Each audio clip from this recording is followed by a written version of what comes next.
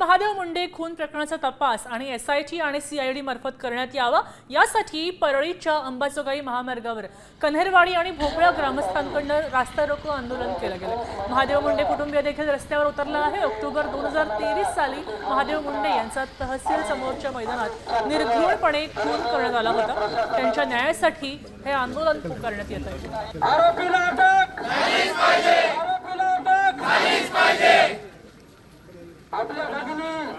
परळीतील व्यापारी महादेव मुंडे हत्या प्रकरणाला 20 महिने पूर्ण झालेत। मात्र त्या हत्या प्रकरणातील आरोपींना तात्काळ शोधण्यात यावं व एसआयटी स्थापन करण्यात यावं यासाठी बीडच्या परळीतील कन्हेरवाडी आणि भोपळा गावातील ग्रामस्थ आक्रमक होत आज रस्ता रोको आंदोलन केलेलं आहे।